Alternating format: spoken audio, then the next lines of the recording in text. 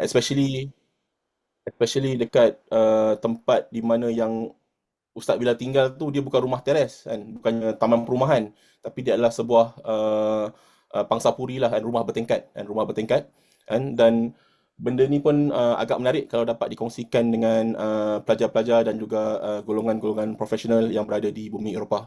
So tanpa buang masa kan, izinkan saya memperkenalkan sedikit latar belakang kan berkenaan dengan Ustaz Bilal tu sendiri kan. Saya personally kenal lah kan, Ustaz Bilal daripada engagement kita bulan 11 bulan 12 kan. Untuk makluman, Yayasan Ikhlas merupakan penaja penaja emas korporat kan, untuk program Jones 2025 anjuran ISMA Eropah kan, iaitu di UK dan juga di Jerman. Dan sebelum tu pun kami kenal, tapi secara latar belakangnya apa yang boleh saya kongsikan, Ustaz Bilal, I would say dia ada latar belakang pendidikan in the best of two worlds lah, and in the best of two worlds kan. Hebat di dalam bidang agama dan juga hebat di dalam bidang bukan agama kan. Beliau merupakan graduan Al-Azhar University dalam jurusan Ijazah Sarjana Muda bidang Syariah. Beliau juga merupakan pelajar master kan, ada master kan, sarjana dalam pengurusan muamalat produk halal kan, di Universiti Sains Islam Malaysia kan. Dari segi kerjaya, beliau mulakan kerjaya sebagai seorang eksekutif di Malaysia Turki Friendship Foundation kan. Kemudian masuk dalam bidang halal kan. Dulu saya ingat lagi, kalau tagline ustaz tu dekat social media, ingat halal ingat Bilal, tak silap saya lah kan, kalau betul lah ingat halal ingat Bilal kan. Senior eksekutif dekat HDC, Halal Industry Development Corporation, dan selepas tu merupakan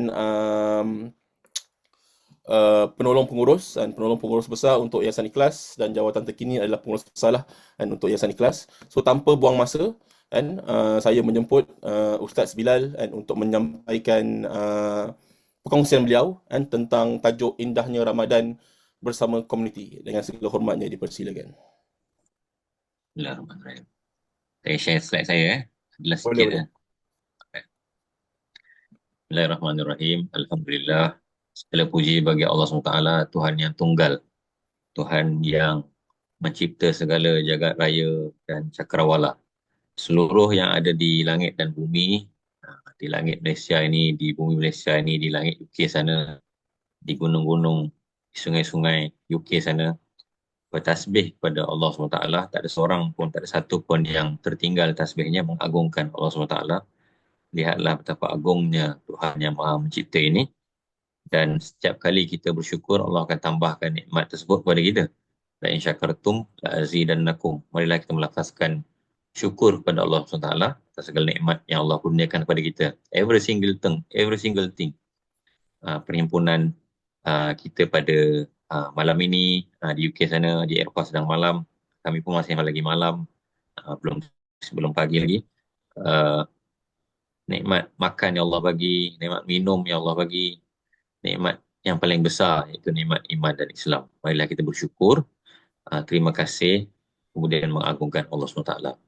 Seterusnya, selawat dan salam kita panjatkan, kita hantarkan kepada junjungan besar Rasulullah SAW, Muhammad bin Abdullah. Beliaulah yang telah berusaha keras memasakkan agama ini pada satu ketika dahulu sehingga berjaya sampai kepada kita pada saat ini. Dan mudah-mudahan akan sampai juga kepada anak cucu cicit kita. Risalah kebenaran yang amat hebat dan amat berharga ini. Amatlah sayang kalau benda ni tak sampai kepada kita. Seluruh malaikat dan Allah SWT sendiri yang Maha Agung itu berselawat ke atas baginda. Marilah kita berselawat ke atas baginda. Kita sisakan sedikit waktu, kita berikan sedikit waktu untuk berselawat ke atas baginda. Allahumma salli ala Muhammad wa ala alihi wa sahbihi wa baraka wa sallam. Yang saya muliakan Tuan Adli Adnan selaku pengurusi majlis online program Indahnya Ramadan ni, pimpinan Ikatan Muslim Malaysia, Eropah, di UK dan di Jerman, para penuntut ilmu, musafir ilmu yang berada di bumi Eropah sana, dan tuan-tuan dan puan-puan yang saya kasih sekalian, saya doakan semuanya dalam keadaan sihat, sejahtera dan baik bersama keluarga. Assalamualaikum warahmatullahi wabarakatuh. Waalaikumsalam warahmatullahi. Ustaz dah share slide Ya, ke Ustaz? oh belum. Belum, okey. Oh, dah. Ingatkan Ustaz belum share. Okey, ya. Sekejap. Ni slide yang ringkas lah ya. Ada sebahagian yang saya sempat letak dalam slide, sebahagian yang saya ada dalam point saya lah. Syap.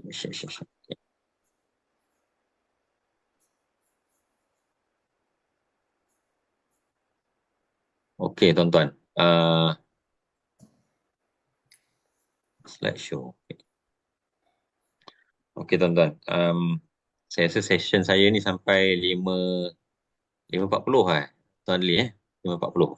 Lebih kurang 5.40 lebih kurang lah. Lepas tu kita akan bagi 10 minit soal jawab lah insyaAllah. Alright. 5.40, 5.45. Okey. Right. Saya letak tajuk indahnya Ramadan bersama komuniti, dan apa yang akan saya kongsikan adalah yang pertama,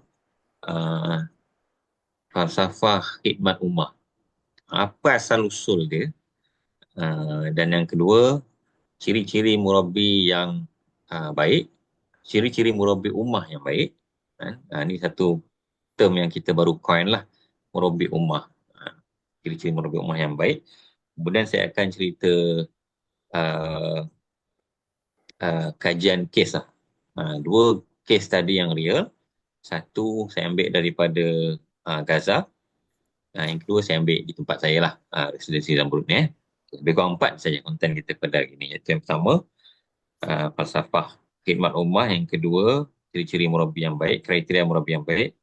Yang ketiga adalah kajian kes Gaza. Yang keempat adalah kajian kes residensi Zamrud.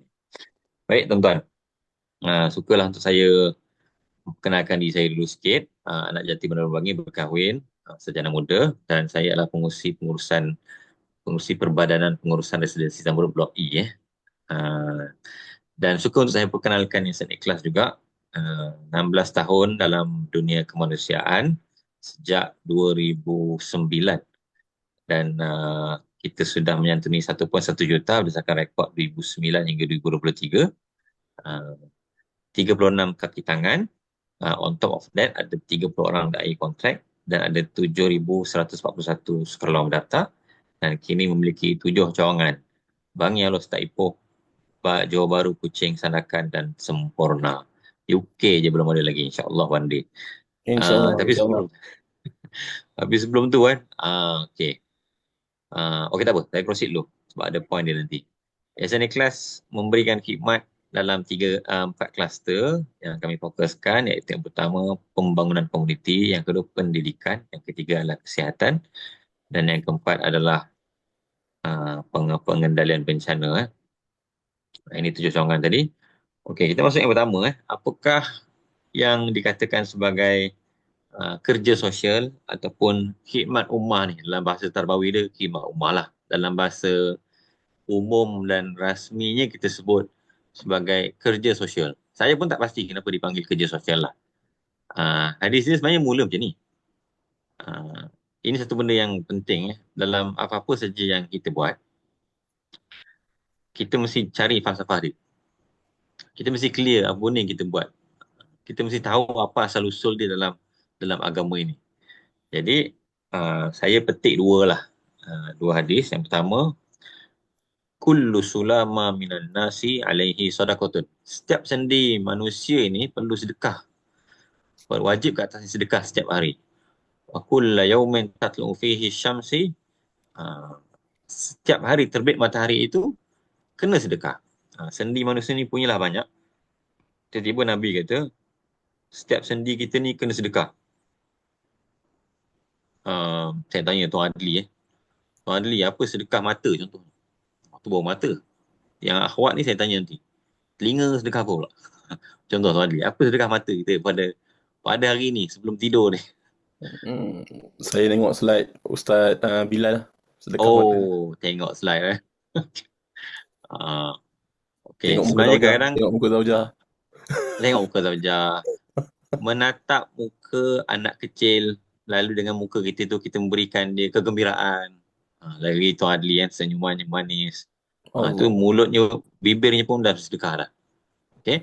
Jadi Nabi bagi contoh, berlaku adil antara dua orang adalah sedekah. Ada dua orang gaduh, kita, jap, jap, jap, jap, jap. Apa masalah ni? Apa masalah ni? Okey, awak masalah ni. Awak masalah ni. Awak nak ni. Okey, mari saya jadi orang tengah. Sebab orang yang tengah bergaduh ni memang memerlukan orang tengah. Memang memerlukan orang tengah. Okey. Itu sedekah. Menolong lelaki mengawal haiwan tunggangannya atau membantu naikkan barangnya juga ke atas tunggangannya itu adalah sedekah. Tolong jaga kuda ni jap. Saya nak pergi beli coklat dekat petrol pump jap. Contoh. Tolong tolong angkatkan barang. Kita nampak ada orang tengah angkut barang, kita tolong. Kita offer. Kata-kata yang baik juga sedekah. Setiap langkah menuju ke tempat solat, bertapak kaki menuju masjid dan juga surau adalah sedekah. Membuang bahaya di jalan semuanya adalah sedekah. Siapa yang pergi surau nampak selipar tak tersusun kat depan tu, menyusahkan orang nak masuk, cuba kita susun dan tebuk ataupun buat satu lorong jalan untuk kita berjalan dengan mudah. Stroller nak masuk pun senang. Itu juga adalah sedekah. Hadis riwayat Bukhari dan Muslim. Jadi sebenarnya khidmat sosial ni memang adalah benda yang wajib setiap hari kita buat. Orang Islam ni bukan hidupnya beruzlah, bukan hidupnya bersendirian, tapi dia adalah orang yang sentiasa berinteraksi dengan manusia lain dan memberikan kegembiraan kepada manusia lain. Ibarat kita ni bagi duit ke orang. Dia sama saja. Dia datang kepada hati yang sama ketika kita memberikan duit sebagai sedekah. Ketika kita berlaku adil antara dua orang, dia juga sama, seolah-olah ada satu tangan gaib yang datang daripada hati kita menghulurkan kebahagiaan itu kepada mereka. Sama saja. Okay? Menolong orang naikkan barang atas kereta dia, tolong buang buang benda yang bahaya daripada jalanan, itu semua adalah sedekah. Okey, yang kedua ni lebih seram sikit. Dia lebih kepada peringatan tegas lah. Iman itu punyai 70 lebih atau 60 lebih cabang. Ini rawi ni dia lupa. Dia tak ingat. Nabi sebut 70 ke 60. Sebab takkan Nabi lupa kan. Ni rawi ni lah yang mungkin lupa lah. Yang afdaluha qaulu la ilaha illallah. Sebut la ilaha illallah ni iman yang paling afdal. Dan yang paling rendah adalah membuang apa yang menyakitkan dari jalan. Dan malu itu adalah sebahagian daripada iman. Okey. Hadis ni pula dia cakap, tadi cakap pasal sedekah. Hadis ni pula cakap, imatatul azza anit tariq, membuang apa yang menyakitkan di jalan ni adalah iman. Wow. Iman bang. Iman bang. Dan serendah-rendah iman pula tu. Ana risau kalau kita ni jenis nampak benda yang menyakitkan di jalan, tapi kita biar, siap-siap kita terkeluar pada iman tu. Sebab itu yang adna, yang paling rendah sekali. Jadi, masuk ke satu tempat, ataupun pergi ke mana-mana tempat, cuba scan. Silingnya ada apa, dindingnya ada apa, lantainya ada apa. 3 dimensi. Kalau ada benda-benda yang menyakitkan, tulis dan ambil tindakan. Sebenarnya, melaporkan kepada pihak yang bertanggungjawab pun adalah satu sedekah. Ni kaki report lah. Kaki report. Polis, saya nak laporkan sini ada kuil yang tidak sah. Itu satu sedekah tu. Bukan senang, bukan semua orang nak buat report. Okay. Ada pipe menitik lah.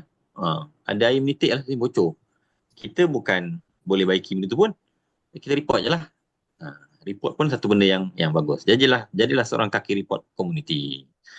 Alright. Ana rasa kat sini dulu hadis ni. Ana nak share balik. Ana nak masuk pada topik yang kedua. Selepas Ana pergi kepada yang tadi, iaitu falsafah dia. Dua tadi falsafah, tuan-tuan kena ingat, pasakan. Sebelum masuk dalam masyarakat ni, ingat pegang dua azimat tadi. Iaitu setiap hari, setiap sendi manusia ni kena melakukan sedekah. Yang kedua adalah iman itu 60 atau 70 cabang. Paling tinggi adalah kalimah la ilaha illallah.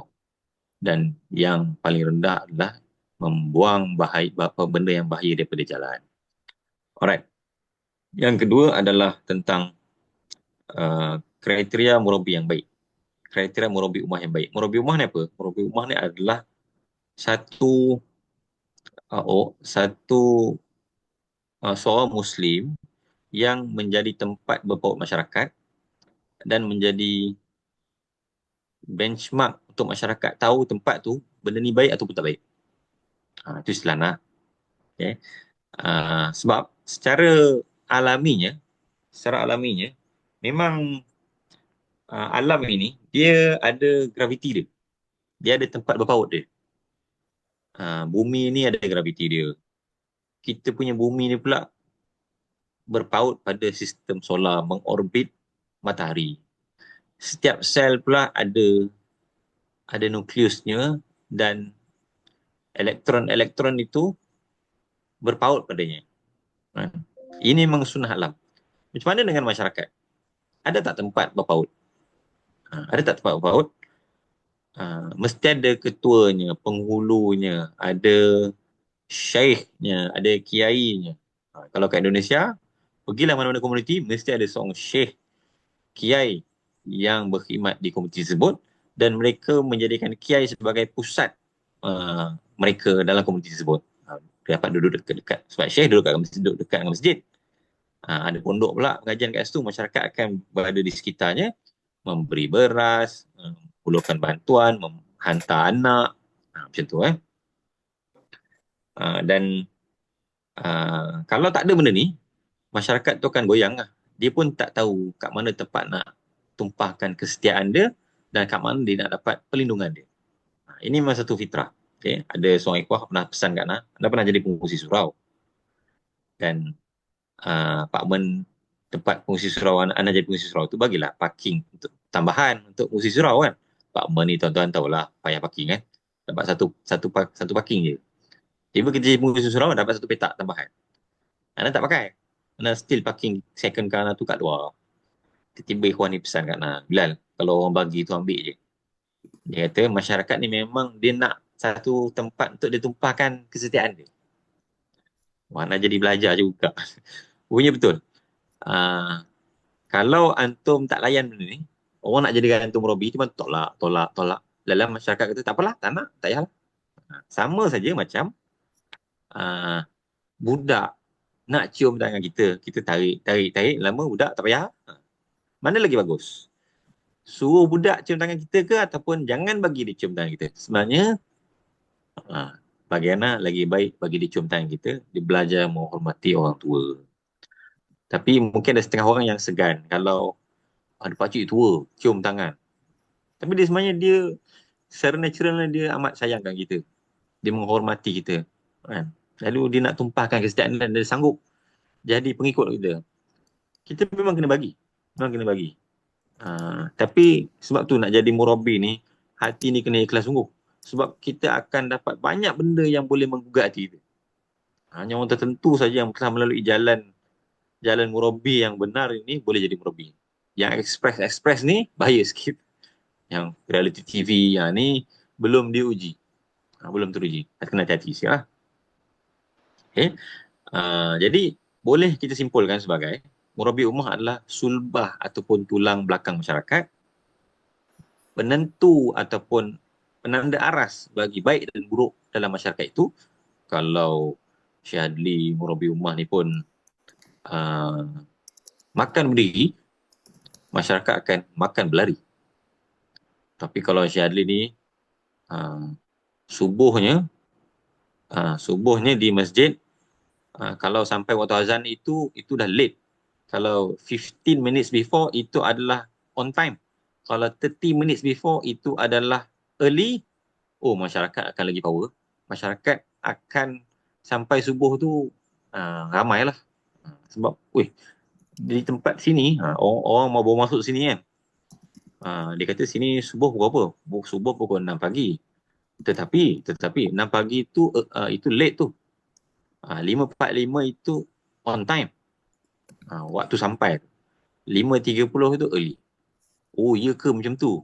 Alright. Okay, kita pun murabi yang set. Right. Okay, murabi adalah sulbah. Murabi adalah penentu aras baik buruk dalam masyarakat. Murabi juga adalah motivator untuk menggalakkan orang buat amal. Penting murabi ni, dia pusat, dia kiai. Senang kita, kiai di perkampungan Indonesia. Ada satu kawan anak dulu dekat Azhar, orang pandai, Bustamam Perwira Siregar nama dia. Saya dekat dalam kelas dia memang bijak sungguh lah. Baca Quran sedap, pernah dihantar pergi ke Kuwait jadi imam sebulan masa dia tengah belajar kat Azhar dulu. Lepas tu, dia ni level-level Syed Isra' lah, pandai dia. Balik Indonesia, dia dihantar ke pedalaman. Anda tak tahu dia ikut program apa ataupun dia saja mewakafkan dirinya di Sumatera Utara. Dalam sungguh. Anda tengok peta dia daripada map dekat map tu, tengok map tu 7-8 jam daripada airport Medan, Kuala Namu tu. Jadi dia ni dia ni masuk kampung tu, dia membudayakan bahasa Arab. Fahal hukum, cakap dengan budak kampung semua. Lepas 2 tahun, viral berita dia ni di media Indonesia, kampung Arab. Rupanya kampung tu semua cakap Arab. Sebab dia masuk situ. Antum bayangkan, budak 4 tahun cakap Arab. Amu Dodi, Ana Jae, pandai. Mana cakap Arab? Bukan cakap orang putih je. Kan biasa kita dengar budak-budak kecil cakap orang putih. Anda tak nak dengar budak-budak Melayu ni cakap Arab. Ini budak Indonesia dalam kampung cakap Arab. Dia set tinggi. Ni Pak Kiai Power ni. Pak Kiai Power ni. Dia kalau datang Malaysia, dia akan kau nak jumpa KLIA ke mana lah. Ni Pak Kiai Power. Jadi, nak bercakap tentang indahnya Ramadan bersama komuniti ni, antara elemen penting dia adalah murabi ummah yang menjadi sulbah. Okay. Murabi ni, dia ada 4 kriteria yang penting. Yang pertama adalah, tulis ni tuan-tuan likability. Bunyi, Ana tak bunyi UK lah. Tapi Ana suka guna perkataan ni. Likability ni amat penting. Likability ni amat penting. Likeable, disukai ramai. Apa cara nak menjadikan kita ni likeable? Antum kalau jadi antum kalau jadi pengintip, antum jadi tentera, antum tak perlukan likability. Tapi kalau antum jadi murabi ummah, likability ni antara benda yang sangat penting. Jadi likability ni macam mana? Kau khawat, kena apa? Kena handsome ke?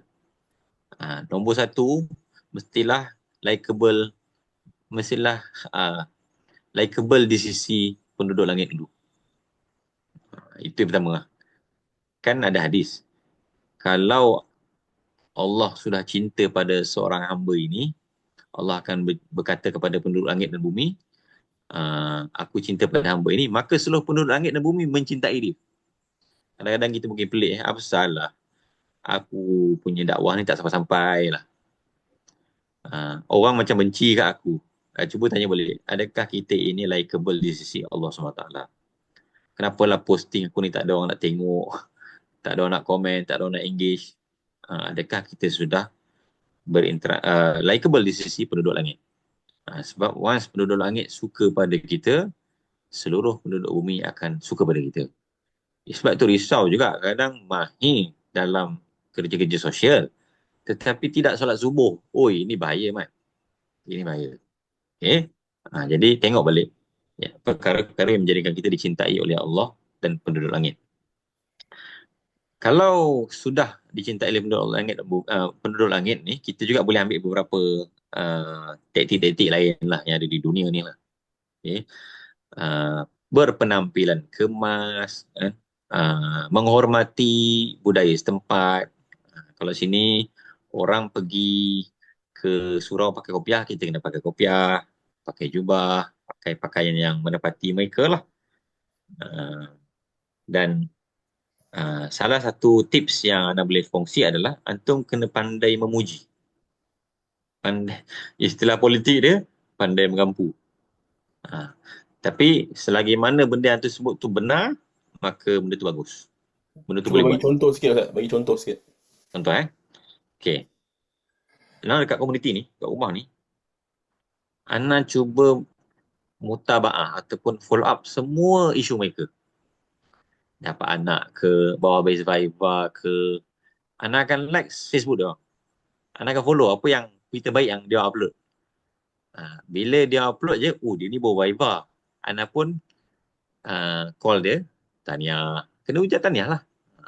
Tahniah tadi pun wifi sikit. Lepas tu anda terus buat berita, anda post dalam grup kejiranan ni. Guys, ni jiran kita tingkat 8 ni. Baru habis wifi tadi. Tahniah dalam bidang ini. Nah, macam tu. Jadi, manusia ni dia suka dihargai. Sebab secara fitrahnya kita suka pada pujian dan kita benci pada kecaman, cacian. Alam bunyi. So kiranya seorang murabbi ummah ni kena pandai memuji lah. Kena pandai ambil hati. Ambil hati. Okay. Ambil hati. Salah satu cara ambil hati adalah dengan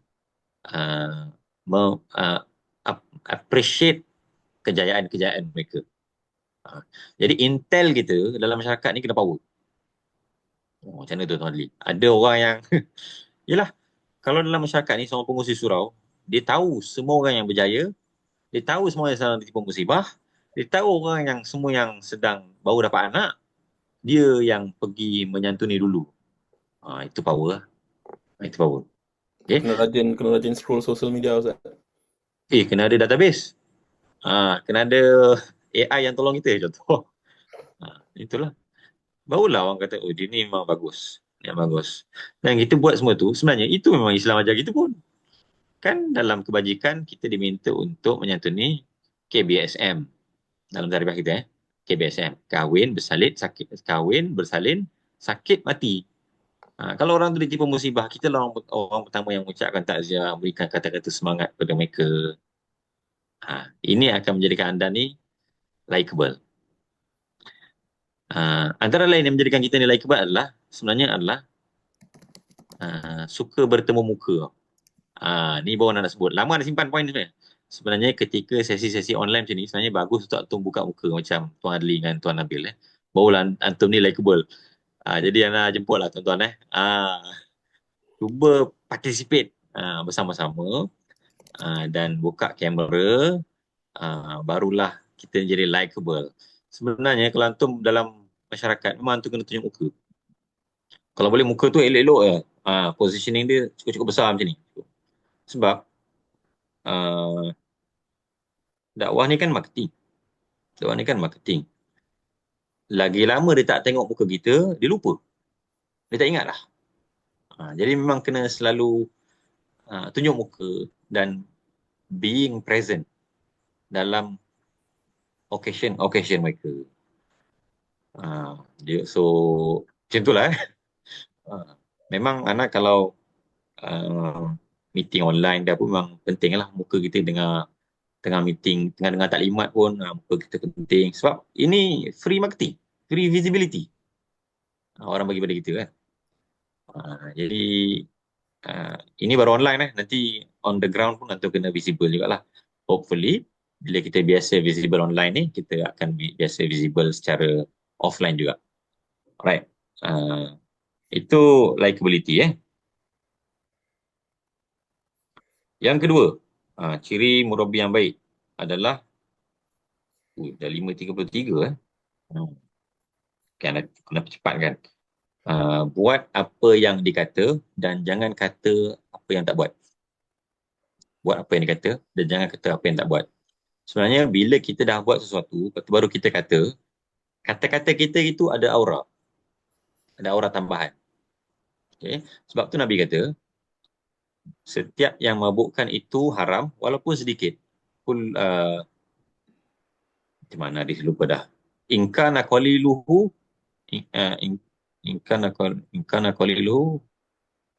inkana muskiran faqaliluhu haramun. Sekiranya sedikitnya itu memabukkan, sekiranya ia memabukkan, maka sedikitnya pun haram. Hadis ni adalah kitab Qabasat Minar Rasul karangan Syekh Muhammad Kutub dan diterjemahkan dalam bahasa Malaysia ni. Anda baca huraian Syekh Muhammad Kutub ni menarik tau. Dia cakap apa tau? Dia kata, kenapa arak ni sedikit haram? Sebab kalau seorang ayah dia minum setitik arak, dia tidak mampu dan hilang kuasa, hilang aura untuk menegur anaknya yang minum 2 titik arak. Contoh, seorang ayah ni minum setitik arak, lepas tu dia cakap, "Oh ya Long, kenapa minum 2 titik arak?" Long, anak dia cakap, "Ayah minum setitik arak." Kata ayah dia, "Bolehkah ayah dia cakap, ayah minum setitik je, engkau minum 2 titik?" Tengok, sebenarnya mungkar ni melemahkan kuasa nahi mungkar kita. Samalah sunnahnya, makruf ini menguatkan amal makruf kita. Kalau dah buat, kalau dah buat. Sebab tu, jangan ingat mungkar seorang da'i ni tak ada efek. Mungkar tersembunyi seorang da'i ni, jangan ingat tak ada efek. Dia ada efek. Dia ada efek. Ketika korang tengah sebut tu, muka korang pun berubah. Macam ustaz-ustaz kat, ingat senang jadi ceramah. Ingat senang jadi ceramah ni. Dia kena menyatakan segala yang baik di masjid kan. Di masjid-masjid dan di dakwah corner sana kan. Tapi dia kena buat dulu. Dan bayangkan betapa hebatnya Nabi Muhammad SAW yang menyampaikan agama ini, baginda lah orang pertama yang kena buat dulu. Boleh bayangkan tak Nabi Muhammad SAW berjumpa dengan Sayyidina Bilal yang batu sedang berada di atas badannya. Sabarlah wahai Bilal, sabarlah wahai Bilal. Sungguhnya bagi kamu syurga. Maknanya Nabi dah kena dulu. Mustahil Nabi boleh menasihat orang yang kena ujian seberat itu tanpa Nabi pun dah kena dulu. Memang Nabi dalam hadis inna asyaddan nasi bala'an al-anbiya, yang paling teruk ujian adalah golongan para nabi. Memang betul lah. Para nabi. Sebab tu Nabi ayah baginda meninggal ketika usia beliau kecil 2 tahun. Lepas tu ibu beliau meninggal ketika usianya 9 tahun. Lagi teruk. Dah kena dulu. Lepas tu mengembala kambing. Tengok, Nabi mengembala kambing. Dalam uh, ucapan dia panggil ucap pertama Presiden Isma Ustaz Soeb Arumi tahun 2025, dalam ucap pertama beliau di Mesyuarat Agung, beliau menyebutkan hadis ini.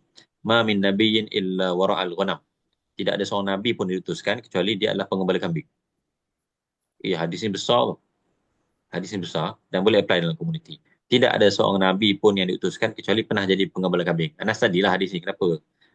Rasul dan nabi ni pengembala kambing. Rupanya kambing ni adalah haiwan yang lemah, yang perlukan perhatian dan akan menjadikan kita kasih kepada orang yang lemah apabila kita berpuasa nanti. Kalaulah antum ni tak mengembala kambing, tapi mengembala unta. Unta ni haiwan yang keras, kasar, tak minum pun tak apa, tak makan pun tak apa. Sembat je dia. Takut-takut bila antum berpuasa nanti antum kasar pada golongan yang lemah. Sebab tu, sekiranya tiada kambing di tempat anda, buat saja perkara-perkara yang kecil dahulu. Tip sampah, buat report kerosakan. Buat benda-benda kecil dulu. Benda-benda kecil inilah yang akan menjadikan kita berjaya, kita tidak canggung apabila kita berada di tampuk kekuasaan ataupun jawatan nanti. Okay? Okay. Itu apa yang dikata dan jangan kata apa yang tak dibuat lagi. Yang ketiga adalah pengurusan yang baik. Seorang murabi mesti memiliki pengurusan yang baik. Macam anda sebut tadi, datang awal, on time is late, 15 minutes earlier is on time, 30 minutes earlier is early. Contoh, kita set lah. Kita datang awal dan juga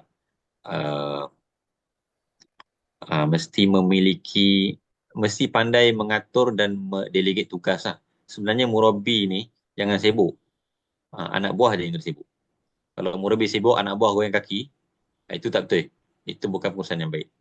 Di setengah budaya tarbiyah ni, kadang-kadang dalam tarbiyah dalaman lah, murabi punya bersungguh-sungguh nak prepare untuk mabit ni.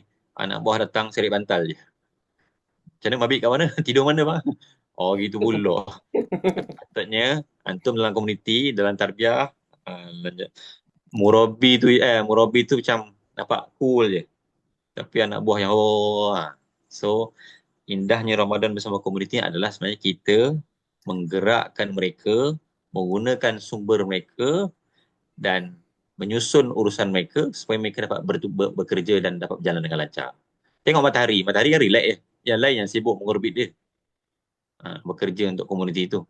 So bukan antum yang sibuk Antum sibuk pada tempat-tempat yang strategik, manakala pengikut-pengikut kita bertugas menjaga kebajikan semualah. Bolehlah nama dia manager. Kalau seorang bos tu sibuk, staff dia goyang kaki, itu tempat kerja tu nampak macam tak apa-apa cun lah. Okay, itu yang ketiga. Yang keempat, yang ketiga tadi pengurusan yang baik. Yang keempat adalah kreatif. kreatif ni penting dalam nak jadi murabi rumah ni, sebab antum kena mengungkap benda yang lama, benda yang dasar yang sama. Dasar ni daripada zaman Nabi lagi. Solat subuh berjemaah je. Tapi mengungkap dalam bentuk baru.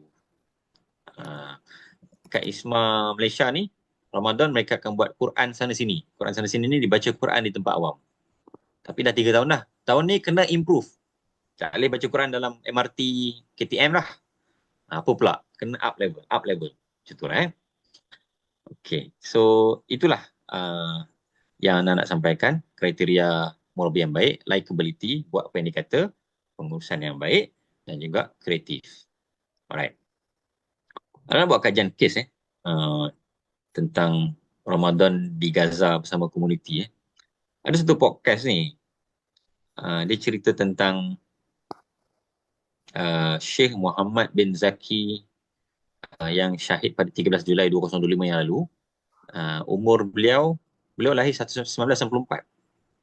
Dan beliau adalah seorang nazir masjid.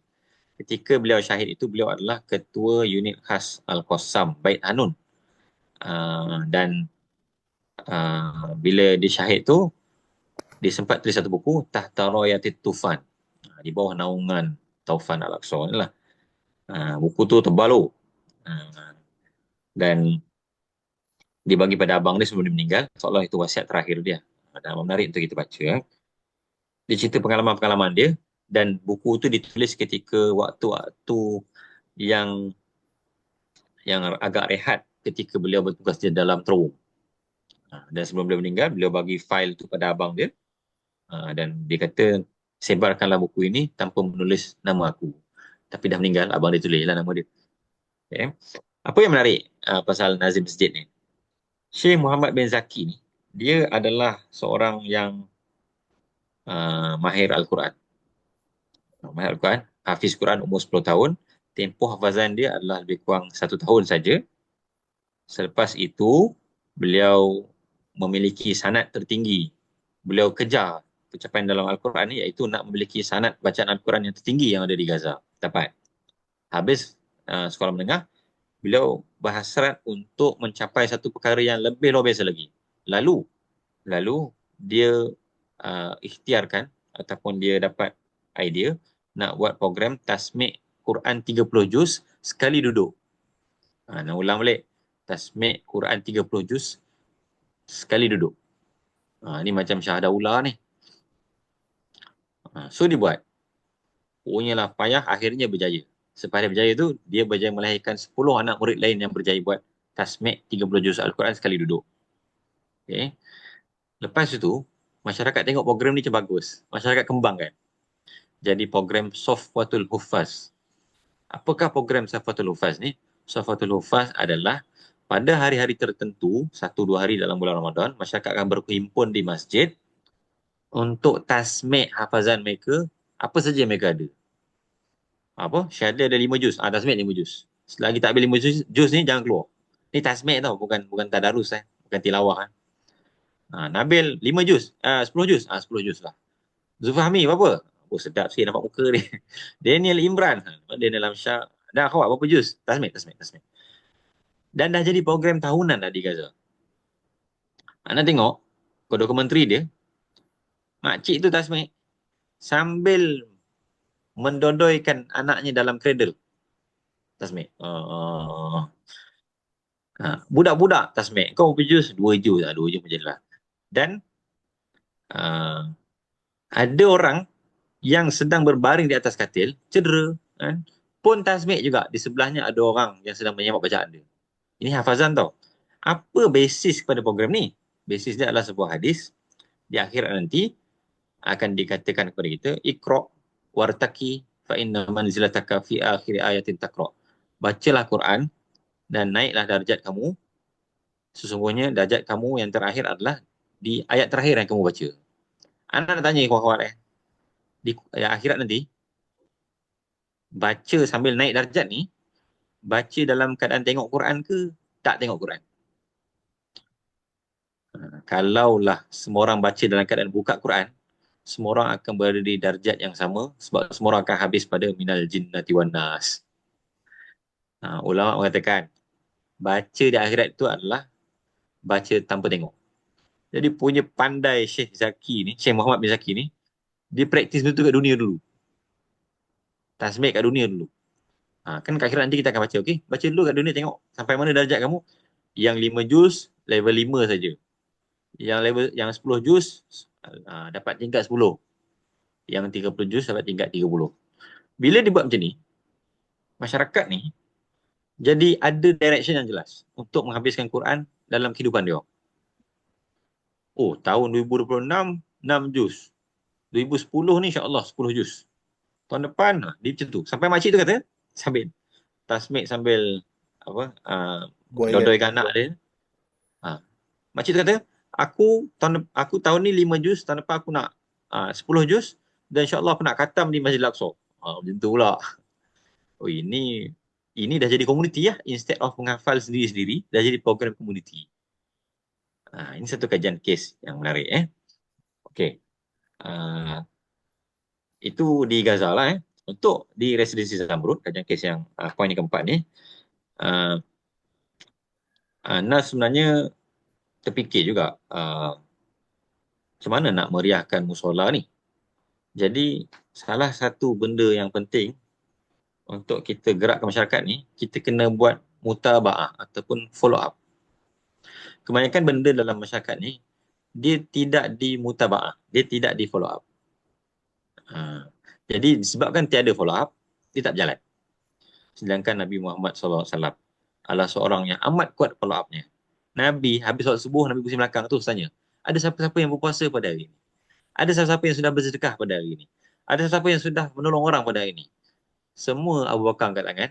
Lalu dikatakan kepada Nabi pun bersabda, tidak berhimpun perkara-perkara tadi yang aku sebut kecuali orang tu memang ahli syurga. Macam tu.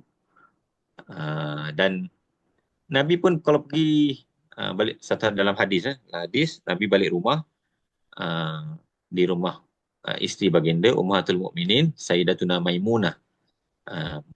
Sayyidatuna Maimunah ni adalah ibu saudara atau makcik kepada Abdullah bin Abbas, sepupu Rasul.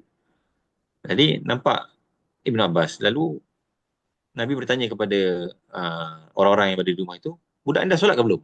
Oh, Nabi pun dah tanya, budak anda solat ke belum? Follow up. Antum kalau follow up anak buah antum, sepupu-sepupu antum, antum akan jadi orang yang baik lah. Dan masyarakat ni pun kena follow up juga. Sebab dia orang selalu lupa. Jadilah setiausaha dalam masyarakat. Okay, jadi anda nak follow up prestasi subuh masyarakat ni. Anda cakap mesti ada data. Tak ada data, anda tak boleh buat apa-apa decision dan kita tak nampak growth. Jadi anda pun tepek lah reward chart. Reward chart dekat surau ni. Anda kata kat budak-budak. Siapa yang datang sembahyang subuh berjamaah, tepek stiker sini. Antum tahu, sekejap lagi anak-anak subuh ni, esok hari ke berapa? Seorang budak ni. Esok adalah hari ke-119 dia. Pagi semalam 118. Subuh berjamaah berturut-turut. Dahsyat tak dahsyat masyarakat kita ni. Sebelum tu, anda beritahu dia tak pernah turun subuh pun. Dia tak pernah turun pun. Jadi bila kita buat benda yang nampak real ni, dia suka. Okay. Ana juga buat dalam usrah Ana sumbangan bulanan ni atau kita panggil isytirakat ni. Siapa yang bayar, sebab kita orang deadline sini 5 hari bulan. Ana cakap siapa yang bayar 4 hari bulan ke bawah, Ana bagi dia hijau. Siapa yang bayar on time 5 hari bulan, Ana bagi dia kuning. Siapa yang bayar 6 hari bulan dan ke atas, Ana bagi dia merah. Siapa yang tak bayar, Ana bagi dia hitam. So bila 6 bulan kita boleh tengok siapa hijau, siapa hitam, dan ahli usrah kita boleh tengok dia punya prestasi lah. Jadi dia rasa nak berlumba-lumba. Apa yang jadi kuah? Ada seorang ikhwah ni, dia dah hijau, tapi dia nak jadi nombor 1 pula. Jadi dapat je gaji, dia terus Ustaz Bilal anda dah bayar. Ustaz Bilal anda dah bayar. Dia nak jadi nombor 1 pula. So anda buat ranking. Mula main hijau je, lepas tu dah kena main ranking pula. Lepas tu asyik kalah seorang ikhwah ni, dia senang. Dia buat auto debit setiap 1 hari bulan. Dan 1 hari bulan tu bukan isytirakat bulan tu. Dia buat sebulan awal. Sudah. Contohnya, ni bulan 2 kan, kita akan dapat gaji kalau kat Malaysia ni 25 Februari lah. Baru kita bayar isytirakat. Sebelum 5 Mac.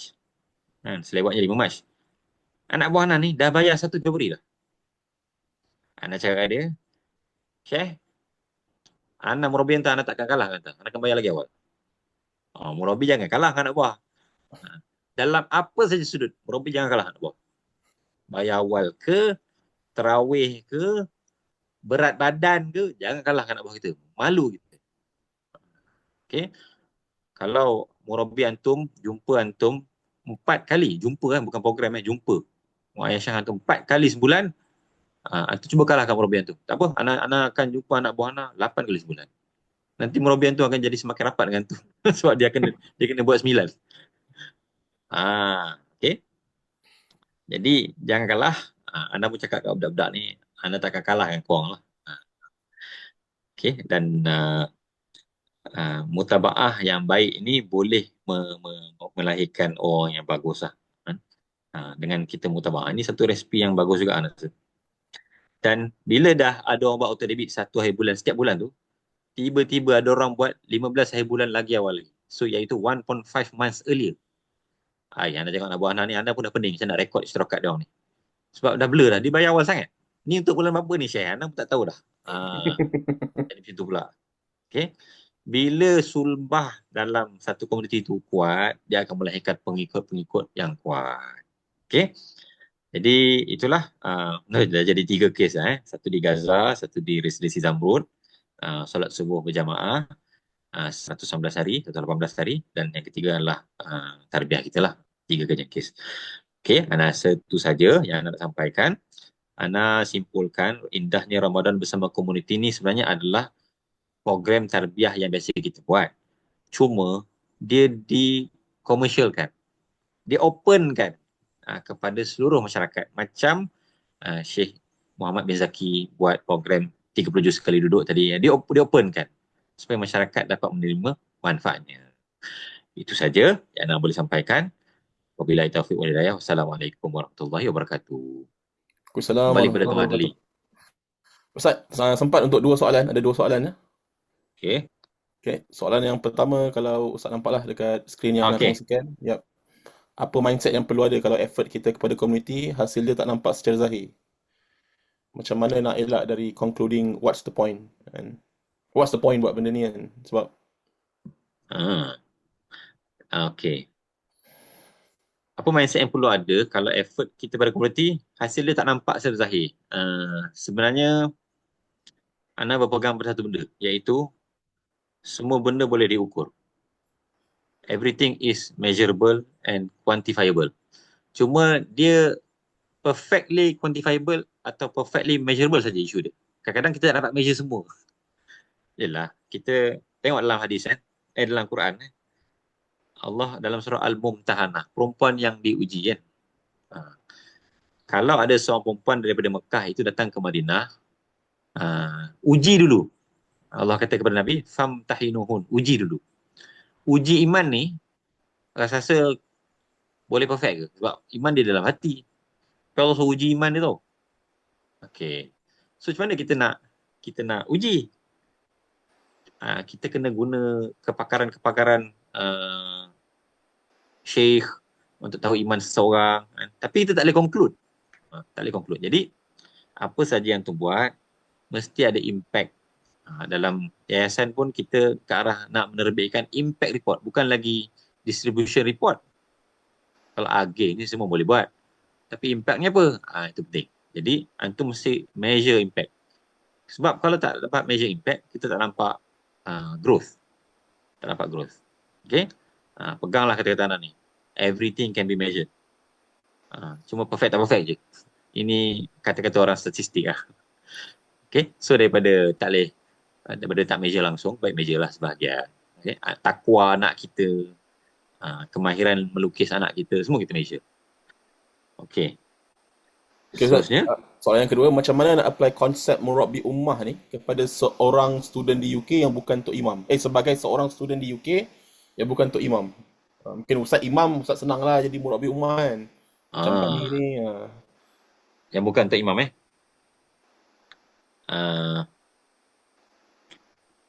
murabbi ummah ni sebenarnya definisi dalam Ikatan Muslim Malaysia ni adalah seorang murabbi yang bekerja dengan masyarakatnya membangun kuasa nasional.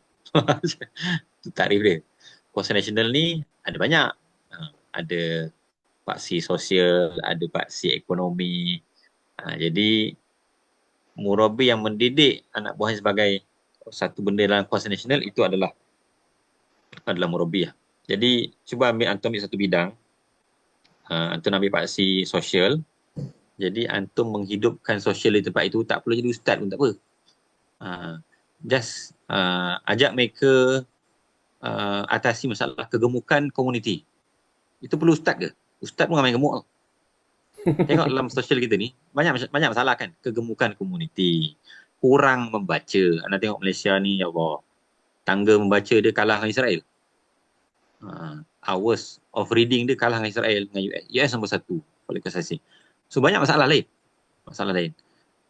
Lift yang selalu rosak kat apartmen ni, itu tak perlu ustaz tu. Jadi jadilah orang yang berkhidmat kepada masyarakat, orang akan dengar cakap anda. Okay lagi? Masa habis dah.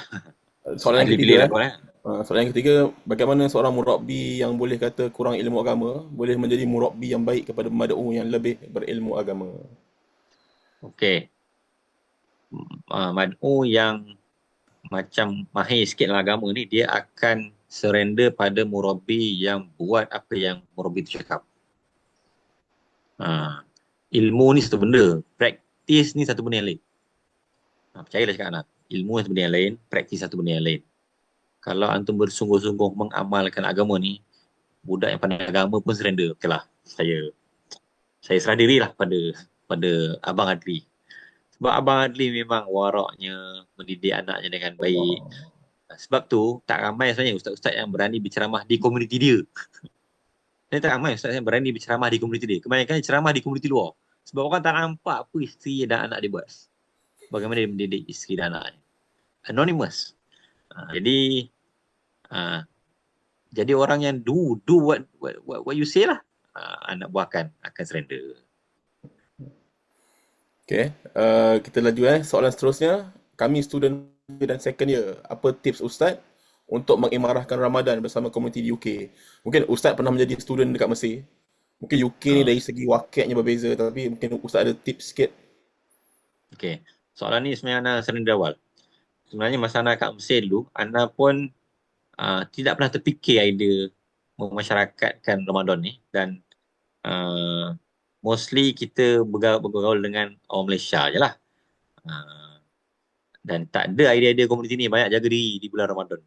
Sampai ada dalam satu muhadharah tu, seorang ikhwah bertanya kepada Dr. Majdi Hilali, seorang penulis yang terkenal, masa kita daurah dengan dia. Syekh, Ramadan ni sendiri-sendiri ke berjamaah? Soalan dia, kena sendiri ke kena berjamaah? Syekh jawab macam ni, Ramadan ni by default dia, al-aslu dia adalah sendiri-sendiri. Tapi sekiranya ada keperluan dakwah, berjamaahlah kamu. Keluarlah kamu. Okay? Tapi jangan tinggalkan, jangan abaikan diri ya, jangan diri pula tak kata, lepas tu kata sibuk sangat kerja dakwah. Tak. Dia tak akan macam tu. Dia kena pegang dua-dua sekali. Barulah canggih. Okay? Alright, itu saja yang boleh komen lah. Okay. Dan soalan terakhir yang Ustaz, sebelum Ustaz nak minta diri untuk solat subuh dan sebagainya. Apakah tips untuk terus kekal istiqamah dan bersemangat sepanjang Ramadan? Okay, untuk kekal istiqamah ni, ada satu kata-kata, makana lillahi dama wattasala wa makana li ghairillahi inqata'a wan fasala. Apa saja yang dibuat kerana Allah SWT, dia akan kekal dan bersambung-sambung. Manakala apa saja yang dibuat bukan kerana Allah SWT, li ghairillah inqata'a, akan terputus, wan fasala, dan akan terasing, terpisah. Jadi akar sebenar, falsafah sebenar adalah hubungan kita dengan Allah SWT. Kita ni jadi makin kagum pada Allah SWT. Itu tanda iman meningkat. Kita ni makin rendah diri pada Allah SWT. Kita makin sayang pada Allah SWT. Kalau akar-akar itu kuat, antum takkan ada masalah istiqamah ni. Sebab jelas, dan Allah itu sentiasa ada. Dia bukan kerana murabbi ataupun kerana nak dapat hijau, kerana dapat hadiah. Buatlah satu kerana Allah SWT, perkukuhkan benda ni dan suburkan benda ni dalam tarbiyah anak buah kita. Anak buah kita ni kekaguman daripada Allah Ta'ala mesti makin lama makin meningkat. Sayang daripada Allah Ta'ala mesti makin lama makin meningkat. Sayang daripada Nabi mesti makin lama makin meningkat. Kalau ada fundamental-fundamental ni, itu akan bertapak kukuh. Wallahualam. Terima kasih kepada Isma UK dan Tuan Adli. Moga dapat jumpa lagi. Wabillahi taufiq wal hidayah. Wassalamualaikum warahmatullahi wabarakatuh. Waalaikumsalam. Terima kasih kepada Ustaz Bilal. InsyaAllah kita akan bagi yang hadir minta tunggu sekejap ya. Kita ada sesi kedua untuk sesi malam ni. Kalau Ustaz Bilal nak left Okay, anda minta diri dulu okay. Boleh Ustaz. Kami di subuh 6.20 ni. Alright. Okay, Assalamualaikum. Thank you. Assalamualaikum warahmatullahi wabarakatuh. Okay, kepada hadirin hadirat yang dirahmati Allah sekalian, Alhamdulillah selesai slot pertama kita untuk malam ni. Apa yang saya boleh simpulkan lah sebagai pengurusi majlis kan, kita ada 4 perkara kan untuk menjadi seorang murabbi ummah yang kita boleh berkhidmat balik kepada komuniti. Yang pertama kena likability kan, disukai kan. Yang kedua kan, buat apa yang dikata, maknanya walk the talk kan. Ketiga pengurusan yang baik dan berstrategik, dan yang keempat kreatif. Dan saya kira daripada siapa yang hadir program RNR, siapa yang hadir program JOMS kan, memang saya kata ni bukan sebab saya ni seorang ahli semua, tapi saya kata disebabkan apa yang kita buat kan, daripada teori kita akan bawa ke medan amal. Dan medan amal tu kan, selain daripada apa yang telah kita bincangkan semalam bagi yang hadir, insya-Allah Ramadan lah is the best place kan, untuk kita buat deeds that endure. Okay, so tanpa membuang masa, saya akan menjemput dalam berbaki 30 minit lagi lah kalau ikut kita punya tentatif asal. Saudara Nabil kan, selaku pengarah Indahnya Ramadan Eropah untuk tahun ini, bagi menyampaikan sedikit taklimat ringkas kan, tentang aktiviti-aktiviti menarik yang kita akan lakukan sepanjang Ramadan. Dengan segala hormatnya dipersilakan. Baik, terima kasih kepada Akhi Adli. Baik, sekali lagi saya Nabil dan seorang pelajar seorang pelajar jurusan fizik tahun ketiga, iaitu tahun terakhir lah bagi sepanjang saya dekat UK ni. Jadi saya diberikan peluang untuk menjadi pengarah kepada Indahnya Ramadan sebelum saya insya-Allah pulang ke Malaysia lah pada tahun ni. Jadi tanpa buang masa lah, kita izinkan saya untuk share screen. Sekejap.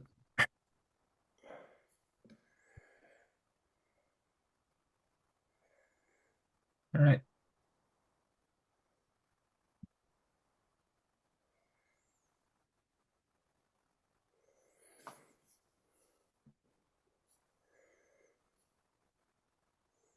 So, sementara tunggu Nabil share, kalau ada soalan untuk aktiviti-aktiviti kelolaan ISMA Eropah pada tahun ni, boleh juga diajukan di ruangan Slido tadi lah. Dan kalau kita tak sempat jawab, kita akan cuba cover offline lah, insyaAllah. Okay. Okay. Alright, so semua yang nampak ke screen ni? Boleh? Boleh? Okay. Minta maaf atas slide kali ni. Slide untuk malam ni simple je. Sebab saya pun, kita semua mungkin ramai kat sini baru balik kan daripada R&R. Dan mungkin ada yang tak cukup tidur macam saya dengar tadi. Akhir Rizaini kita balik sampai ke rumah pukul 4:30 pagi. Dan mungkin saya sebenarnya boleh bagi shout out lah kepada semua senior-senior, kepada semua yang driver-driver yang telah bawa kita semua dan mengangkut kita semua balik ke rumah masing-masing dengan selamat. Dan ada juga daripada yang worried, mungkin kita naik bas kan. So Alhamdulillah semua selamat pulang dengan selamat lah. Itu sekadar selingan. Jadi saya teruskan dengan kita punya aktiviti untuk Indahnya Ramadan ni. Kita ada tiga jenis, iaitu online, hybrid dan juga in person. So untuk aktiviti online ni sebenarnya dah bermula dah pun. Kalau kita tengok kepada Instagram Isma Eropah, bagi kepada siapa yang tak follow lagi, boleh buka IG and then just search Isma Eropah and then follow. Dan kita kat situ kita ada dua Ramadan Reels, iaitu kalau contoh kat sini yang saya tunjuk dah ada dua, iaitu first mendalami ilmu Al-Quran dan hadis, dan yang second yang diberikan oleh akhwat daripada Warwick, meletakkan pergantungan hidup kepada Allah Subhanahu Wa Taala. Jadi siapa yang masih belum tengok lagi, boleh lepas meeting ni kita buka dan tengoklah, insyaAllah boleh memberikan pengajaran dan juga peringatan kepada kita semua. Dan jangan lupa untuk like dan share. InsyaAllah kita boleh bersama-sama berkongsi pahala kepada, contohnya daripada speaker sendiri, dan bolehlah kita sama-sama menyebarkan kebaikan itu sendiri. Jadi seterusnya kita ada quiz IG story. Tapi quiz IG story ni dia takkan mula lagi sehingga kita dah kumpul dalam beberapa Ramadan Reels. Jadi untuk semua hadirin kat sini, setiap Ramadan Reels ni kita akan buat quiz, mungkin dalam sekali seminggu, tak silap saya. So siapa yang tengok ni boleh ambil nota and simpan elok-elok, supaya nanti akan ada hadiah kepada siapa yang jawab quiz ni yang paling banyak betul. Dan ni quiz IG story ni akan dihebahkan semula untuk kita sama-sama ingat balik lah. Jadi nantikanlah hadiah yang akan dihebahkan nanti. Seterusnya kita ada infografik Ramadan. Infografik Ramadan ni just sama juga macam Ramadan Reels. Dia adalah peringatan dan juga mungkin adalah macam kita tafsir hadis ataupun kita reflect on ayat-ayat Quran. Tapi just kita bersilih ganti antara video. Kalau contoh dah banyak sangat video, kita tak nak tengok, mungkin dah 1 minit macam tu. So tak apa, tim Dina Isma Eropah, tim media kita takkan bagi straight up bagi video saja. Kita akan ganti-gantikan dengan infografik, iaitu mungkin untuk kita membaca pula. Alright, seterusnya untuk online yang terakhir, kita ada Raudah Ramadan. Raudah Ramadan ni adalah satu sesi daurah online yang akan dibuat pada setiap hujung minggu. Iaitu secara detailnya adalah pada hari Ahad, dan first kali akan dimulakan pada minggu depan. So dalam detail untuk Raudah Ramadan ni, untuk yang first, dia punya tajuk dia dan dia punya speaker insyaAllah akan diberikan dalam masa yang terdekat. Jadi semua boleh ambil kat sana. Untuk siapa yang free, mungkin pada weekend kalau dia tak travel ke mana-mana, boleh untuk kita sama-sama tambahkan ilmu dan juga berniat untuk mendapatkan sebanyak pahala pada bulan Ramadan nanti, insyaAllah. Alright, so that's all for online. Semua dah jelas tentang online. Kita seterusnya pergi kepada hybrid. Hybrid ni kita ada tadarus Al-Quran, dan mana kita akan buat separate groups untuk ikhwah dan akhwat, di mana kita akan buat melalui WhatsApp. So siapa yang tak join lagi, boleh scan QR code kat sini. Untuk brothers, boleh tengok dekat sini belah kiri, boleh scan QR code dan join terus. Dan sisters boleh join yang sebelah kanan. So dekat situ kita akan ada tadarus ikut kawasan, di mana kita ada Warwick, kita ada Southampton, kita ada Cardiff, kita ada Manchester dan Sheffield. So tak apa, join dulu. Kalau mungkin ada yang di luar kawasan ni, tak apa, join dulu. Dan dia akan ada group yang general. So join general tu dan bagi tahu yang mana kawasan dia tak ada lagi group, dan insyaAllah saya akan cater dan adjust untuk ikhwah. Kalau akhwat, akan ada PIC yang terlibat dan akan handlekan apa-apa masalah yang berbangkit lah. So itu untuk tadarus Al-Quran. Kita target at least sebulan sekali lah untuk kita sama-sama bahagikan juzuk, dan kita ramai-ramai membaca Al-Quran, dan mungkin akan ada sesi macam tadabbur sikit. So tadabbur ni kita akan reflect on apa yang ayat-ayat yang kita baca, so that kita boleh bukan sekadar baca Al-Quran tu, tapi kita faham apa yang kita baca. So itu adalah tadarus Al-Quran, dan boleh join siapa yang tak join lagi. Mungkin Saya boleh share link juga. Tapi nanti lepas ni saya share link kalau pada siapa yang tak boleh nak scan QR code. Alright, so kepada seterusnya, in person. In person ni akan ada banyak lagi aktiviti sebenarnya. Tapi buat masa sekarang, setakat yang dibincangkan di dalam grup kepada High Committee Isma Eropah. So ni apa yang kita dah boleh tetapkan, iaitu pertama sekali kafilah dakwah. So kafilah dakwah ni apa? Dia adalah satu inisiatif di mana kita pada setiap kawasan kita akan kumpul untuk membeli kurma, and then lepas kurma kita akan kumpul pada satu tempat lain dan kita akan packing. So kita akan packing kurma-kurma ni and kita akan distribute kepada students di kawasan masing-masing. Dan untuk tahun ni dia akan ada satu tambahan lagi, kita akan buat special, kita buat bubur lambuk. So bubur lambuk ni mungkin pada setiap kawasan nanti boleh agih-agihkan sama ada ikhwah atau akhwat yang akan masakkan. And then kita packing juga, kita buat cantik-cantik and then kita distribute kepada student-students Muslim dekat area masing-masing lah. So sebab apa kita nak buat benda ni kan? So just untuk kita reminder yang satu hadis di mana Nabi SAW sabda, barang siapa yang memberi makan kepada orang yang berpuasa, maka kita akan dapat pahala orang yang berpuasa tu tanpa kurang sedikit pun pahala orang yang berpuasa tu. Faham tak? So contohlah kita target lah orang tu macam buat orang yang paling soleh kat situ. Kita ramai-ramai bagi dia makan. So kita boleh berebut, kita dapatkan balik pahala kita berpuasa dan juga kita dapat pahala yang dia berpuasa. Tapi dia pun tak akan kurang pahala yang dia buat. So itu adalah dia punya motivation kat situ lah. Sebab bulan Ramadan ni kan bulan yang Allah bagi kita bonus. Kita boleh bersama-sama berkejaran untuk tingkatkan amalan kita untuk dapatkan berkali-kali ganda pahala. So that's kafilah dakwah. Just untuk briefing kepada ikhwah atau akhwat yang dekat Coventry dan juga Sheffield. Kau tak silap saya, sekejap saya check.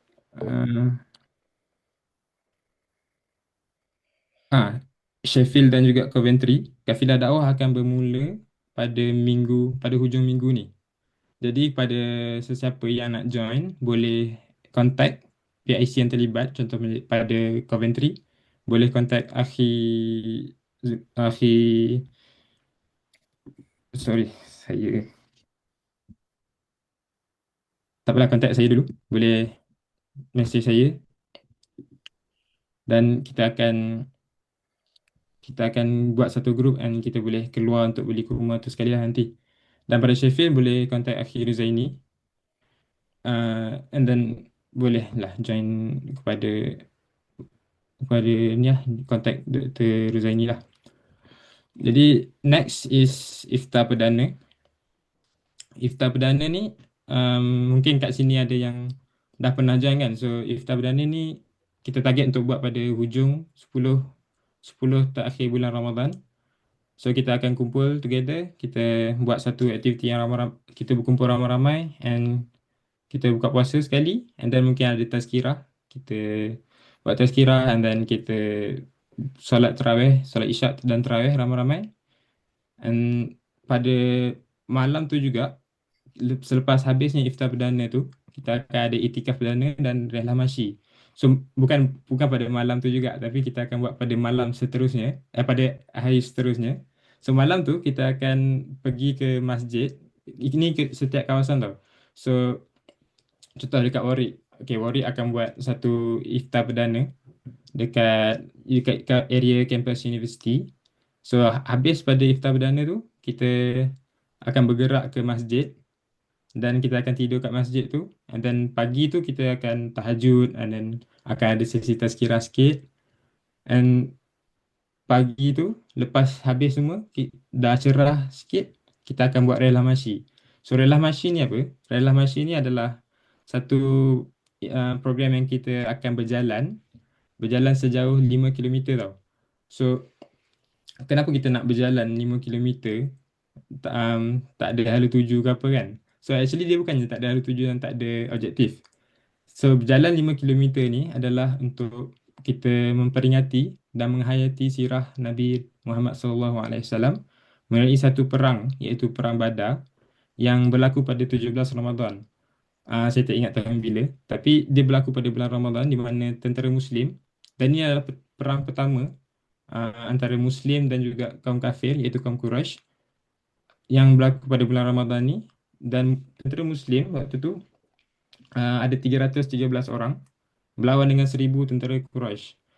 So bayangkan waktu tu tentera Muslim dengan keadaan yang berpuasa dan juga dalam keadaan yang sikit bilangannya compared dengan tentera Quraisy berperang, and then result dia kita tentera Muslim menang peperangan tu.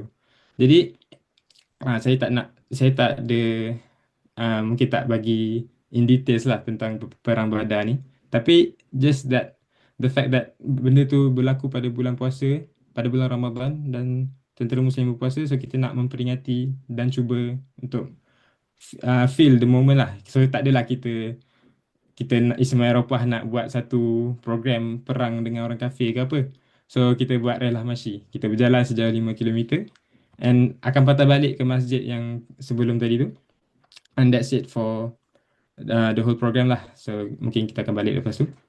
So that's it for aktiviti sepanjang indahnya Ramadan ni. Mungkin macam saya kata tadi, ni adalah yang tak lengkap lagi kan. Akan ada aktiviti yang menyusul, terutamanya lepas ketika tibanya 10 malam Ramadan yang terakhir tu kan. Mungkin kita akan memperbanyakkan lagi sedekah, macam satu hari 1 pound tak silap saya. Mungkin nanti kita akan confirmkan balik dan kita akan blast dekat group, dekat IG Ismail Eropah. So that's it for the briefing untuk indahnya Ramadan lah. Sekian, terima kasih, dan saya serahkan balik kepada Akhi Adli. Baik, terima kasih kepada saudara Nabil ataupun Muslimin Nabil Muslimin Nabil atas perkongsian berkenaan dengan kempen indahnya Ramadan pada tahun ini. Jika ada sebarang soalan ataupun jika tak ada soalan sekarang dan ada soalan kemudian, jangan segan silu untuk bertanya ataupun reach out to us di FB dan IG kami, dan insyaAllah akan ada admin yang akan menjawab lah. Dan sekali lagi mewakili Ikatan Muslim Malaysia Cawangan Eropah, saya ingin mengucapkan terima kasih di atas kesediaan antum untuk bersama pada malam ni. Semoga apa yang telah dikongsikan dapat sedikit sebanyak memberi manfaat dan pengisian rohani dan spiritual dalam kita nak menyambut Ramadan tidak lama lagi. So untuk mereka yang di UK lah, so Ramadan is either Wednesday or Thursday, so nantikan announcement dekat your local mosque lah, insyaAllah. Okay, so kalau tak ada apa-apa, itu sahaja daripada kami. Kita akhiri dengan tasbih kifarah dan surah Wal-As.